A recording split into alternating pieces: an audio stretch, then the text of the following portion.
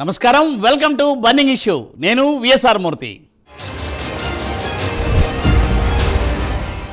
National Herald case మరోసారి జాతీయ రాజకీయాలను కుదిపేస్తోంది. ఎన్ఫోర్స్మెంట్ డైరెక్టరేట్ అధికారులు ఈ కేసులో రౌస్ అవెన్యూ ప్రత్యేక కోర్టులో ఛార్జ్షీట్ దాఖలు చేశారు. ఛార్జ్షీట్లో కాంగ్రెస్ పార్టీ అగ్రనాయకురాలు సోనియా గాంధీని A1గా, లోక్సభలో ప్రధాన ప్రతిపక్ష నేత రాహుల్ గాంధీని A2గా పేర్కొన్నారు. దీనిపై కాంగ్రెస్ శ్రేణులు భగ్గుమంటున్నాయి. కేంద్రంలోని బీజేపీ సర్కార్ దర్యాప్తు సంస్థలను రాజకీయ ప్రతీకారాలకు వాడుకుంటోందని మండిపడుతున్నాయి. బుధవారం దేశవ్యాప్త ఆందోళనలకు కూడా పిలుపునిచ్చాయి. కాంగ్రెస్ ఎంపీ ప్రియాంక గాంధీ భర్త బిజినెస్ మెన్ రాబర్ట్ వాద్రాను ఈడీ అధికారులు ప్రశ్నించిన కొన్ని గంటలలోనే ఈ పరిణామం చోటు చేసుకోవడం పలు అనుమానాలకు తావిస్తోంది.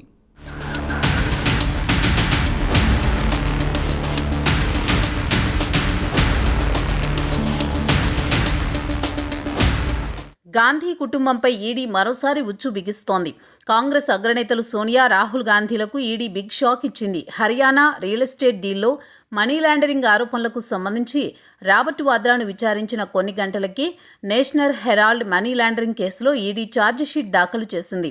ఈ ఛార్జిషీట్లో సోనియా గాంధీ, రాహుల్ గాంధీ, శామ్ పిట్రోడాను నిందితులుగా పేర్కొన్నారు. నేషనల్ హెరాల్డ్ పత్రికకు సంబంధించిన మనీ లాండరింగ్ కేసులో తాజాగా కీలక పరిణామం చోటు చేసుకుంది. ఈ కేసులో ఈడీ అధికారులు ఛార్జిషీట్ దాఖలు చేశారు. అయితే అందులో కాంగ్రెస్ పార్టీ అగ్రనేతలైన సోనియా గాంధీ, రాహుల్ గాంధీ సహా పలువురి పేర్లను చేర్చడం ఇప్పుడు దేశవ్యాప్తంగా తీవ్ర చర్చనీయాంశంగా మారింది. ఇప్పటికే ఈ నేషనల్ హెరాల్డ్ కేసుకు సంబంధించిన ఆస్తులను స్వాధీనం చేసుకోవడానికి ఈడీ అధికారులు నోటీసులు జారీ చేశారు. ఈ క్రమంలోని తాజాగా సోనియా, రాహుల్ గాంధీలతో పాటు ఆ పార్టీకి చెందిన నేతలు శ్యామ్ పిట్రోడా, సుమన్ దూబే పేర్లతో ఢిల్లీ రౌస్ అవెన్యూ కోర్టులో ప్రాసిక్యూషన్ కంప్లైంట్ దాఖలు చేశారు. దీనిపై ఏప్రిల్ 25వ తేదీన ఢిల్లీ ప్రత్యేక కోర్టు విచారణ చేపట్టనుంది. అయితే ఈ కేసులో సోనియా గాంధీ, రాహుల్ గాంధీలపై గతంలోని ఆరోపణలు వచ్చినా ఈడీ ఛార్జిషీట్ దాఖలు చేయడం ఇదే తొలిసారి కావడం గమనార్హం. హర్యానాలో జరిగిన రియల్ ఎస్టేట్ ఒప్పందంతో ముడిపడి ఉన్న ఈ మనీ లాండరింగ్ ఆరోపణలపై కాంగ్రెస్ ఎంపీ ప్రియాంక గాంధీ భర్త బిజినెస్ మెన్ రాబర్ట్ వాద్రాను ఈడీ అధికారులు ప్రశ్నించిన కొన్ని గంటల తర్వాత ఈ పరిణామం చోటు చేసుకుంది.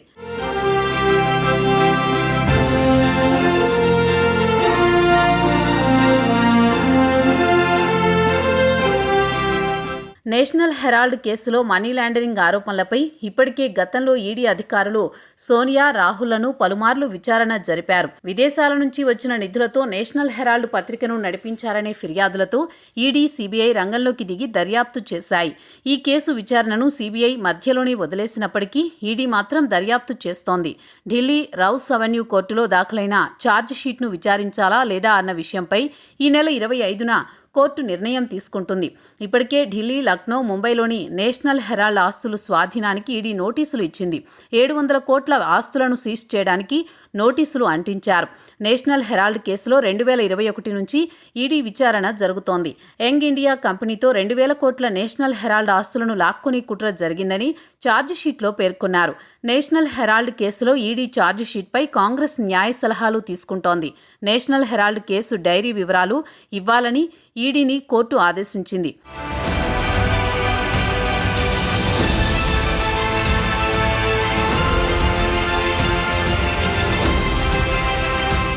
కాంగ్రెస్ పార్టీకి చెందిన అసోసియేటెడ్ జర్నల్స్ లిమిటెడ్ కేసులో 661 కోట్ల విలువైన ఆస్తులను స్వాధీనం చేసుకునేందుకు ఈడీ ఇటీవల నోటీసులు ఇచ్చింది.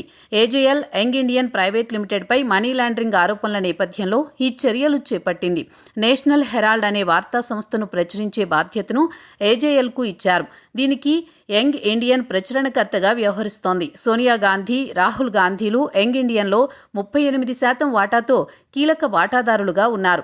ఈడీ తమ దర్యాప్తులో యంగ్ ఇండియన్ ప్రైవేట్ లిమిటెడ్ సంస్థ సోనియా, రాహుల్కు ఉద్దేశపూర్వకంగా ప్రయోజనం కల్పించే విధంగా పనిచేసిందని పేర్కొంది. యంగ్ ఇండియన్ సంస్థ విలువను కావాలని తక్కువగా అంచనా వేసి దాని ద్వారా ఏజేఎల్ సుమారు 2000 కోట్ల విలువైన ఆస్తులను పొందిందని ఈడీ తెలిపింది. బోగస్ డొనేషన్ల పేరుతో 18 కోట్లు, బోగస్ అడ్వాన్స్ అద్దెలుగా 38 కోట్లు, బోగస్ ప్రకటనల రూపంలో 29 కోట్ల రాబడి సంపాదించేందుకు ప్రయత్నించిందని ఈడీ ఆరోపిస్తోంది. ఈ నేపథ్యంలోనే ఏజేఎల్కు చెందిన 661 కోట్ల విలువైన ఆస్తులను స్వాధీనం చేసుకునేందుకు నోటీసులు జారీ చేసింది.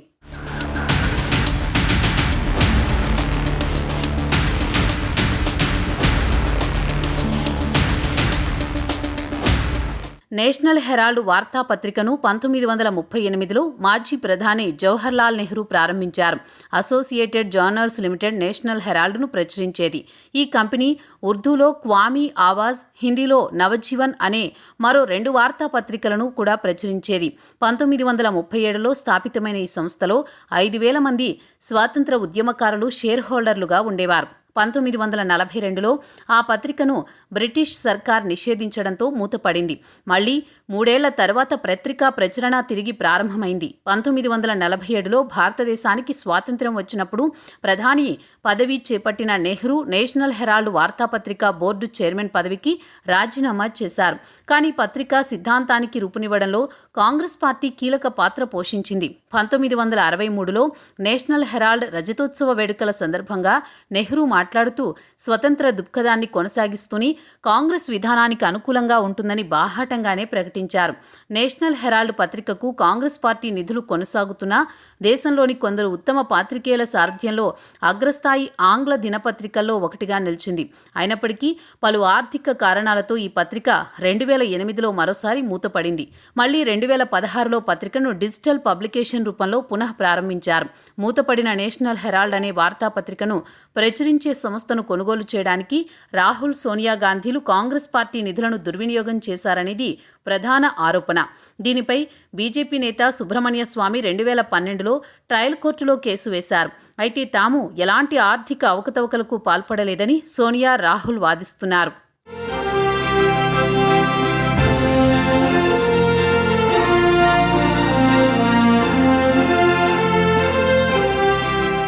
ఏజేఎల్ సంస్థకు చెందిన 2,000 కోట్ల రూపాయలకు పైగా ఆస్తులను హస్తగతం చేసుకునేందుకే సోనియా, రాహుల్ గాంధీలు ఆ సంస్థను తమ యాజమాన్యంలోకి తెచ్చుకోవడానికి కాంగ్రెస్ పార్టీ నిధులను ఉపయోగించుకున్నారనేది ప్రధాన విమర్శ.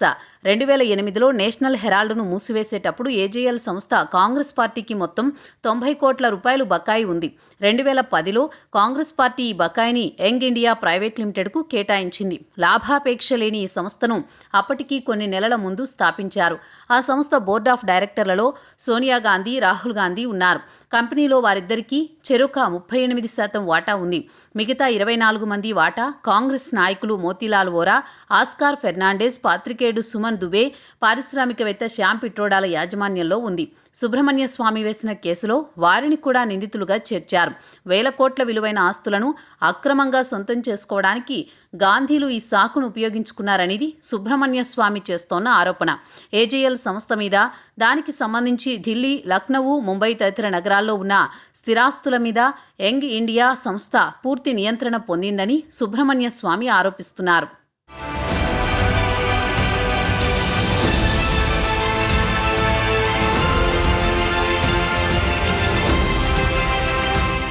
తాజాగా గురుగ్రామ్ భూముల కేసులో ఈడీ విచారణకు హాజరయ్యారు ప్రియాంక గాంధీ భర్త రాబర్ట్ వాద్రా.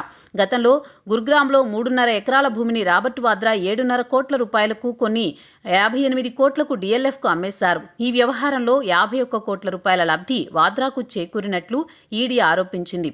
ఈ కేసులో ఈ నెల 8న విచారణకు గైర్హాజరయ్యారు వాద్రా. దీంతో మరోసారి నోటీసులు జారీ చేశారు ఈడీ అధికారులు. మంగళవారం విచారణకు హాజరైన వాద్రాను ఈడీ దాదాపుగా 6 గంటల పాటు విచారించి తిరిగి బుధవారం రావాలని ఆదేశించింది. ఈడీ కార్యాలయం వద్ద వాద్రా మద్దతుదారులు కేంద్ర ప్రభుత్వానికి వ్యతిరేకంగా నినాదాలు చేశారు. విచారణకు ముందు వాద్రా మీడియాతో మాట్లాడుతూ 2008 భూ లావాదేవీలకు సంబంధించి ఎలాంటి అక్రమాలు లేవన్నారు. ఈడీ అడిగిన అన్ని ప్రశ్నలకు జవాబులు చెప్పినట్లు తెలిపారు. రాజకీయ ప్రతీకారంతోనే తనపై కేసు పెట్టారని వాద్రా ఆరోపించారు. ప్రజల తరపున నేను మాట్లాడిన ప్రతిసారి తన గొంతు నొక్కే ప్రయత్నం చేస్తున్నారని ఆక్రోశం వ్యక్తం చేశారు. కేంద్రంలోని బీజేపీ దర్యాప్తు సంస్థలను అడ్డుపెట్టుకుని రాజకీయ ప్రతీకారానికి దిగుతోందని కాంగ్రెస్ ఆరోపించింది. ఇవి ప్రతీకార రాజకీయాలేనని కాంగ్రెస్ అభిప్రాయపడుతోంది. సోనియా, రాహుల్ గాంధీలపై ఛార్జిషీట్ దాఖలు చేయడాన్ని ప్రధాని, హోంమంత్రి చేస్తోన్న ప్రతీకార రాజకీయాలుగా, బెదిరింపు చర్యలుగా కాంగ్రెస్ ప్రధాన కార్యదర్శి జైరాం రమేష్ పేర్కొన్నారు. ఈ విషయమై పార్టీ మౌనం పాటించిందని స్పష్టం చేస్తూ సత్యమేవ జైతే అంటూ ఎక్స్లో ఓ పోస్టు పెట్టారు. బుధవారం దేశవ్యాప్తంగా ఆందోళనలకు పిలుపునిస్తూ ఏఐసీసీ ప్రధాన కార్యదర్శి కేసీ వేణుగోపాల్ ఒక ప్రకటన విడుదల చేశారు. సోనియా గాంధీ, రాహుల్ గాంధీపై ఈడీ ఛార్జిషీట్ను దాఖలు చేయడాన్ని భారత జాతీయ కాంగ్రెస్ ముక్త కంఠంతో ఖండిస్తోందని కేసీ వేణుగోపాల్ అన్నారు. నేషనల్ హెరాల్డ్కు చెందిన ఆస్తులను ఏకపక్షంగా అన్యాయంగా సీజ్ చేయడాన్ని ఖండించారు. తాము లేవనెత్తుతున్న అంశం న్యాయ విధానానికి సంబంధించిన అంశం కాదు. ఈ చర్య రూల్ ఆఫ్ లా ముసుగుగా ధరించి చేస్తోన్న ప్రభుత్వ ప్రాయోజిత నేరం. సోనియా, రాహుల్ ఇతర అగ్రనేతలపై ఛార్జిషీట్ దాఖలు చేయడం ప్రభుత్వం తన అధికారాలను దుర్వినియోగం చేయడమే అంటూ తీవ్రస్థాయిలో మండిపడ్డారు.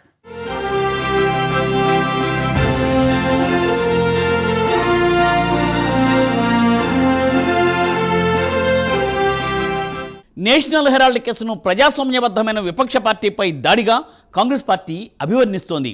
కాంగ్రెస్ పార్టీ ఈ చర్యలను చూస్తూ ఊరుకోబోదని, కేంద్ర ప్రభుత్వ చర్యలను నిరసిస్తూ బుధవారం దేశవ్యాప్త ఆందోళనలను చేపడతామని కేసీ వేణుగోపాల్ పీసీసీలను ఆదేశించారు. అన్ని రాష్ట్రాల్లోని ఈడీ ఆఫీసులు, కేంద్ర ప్రభుత్వ కార్యాలయాల వద్ద ఆందోళనలు చేయాలని ఆయన పిలుపునిచ్చారు.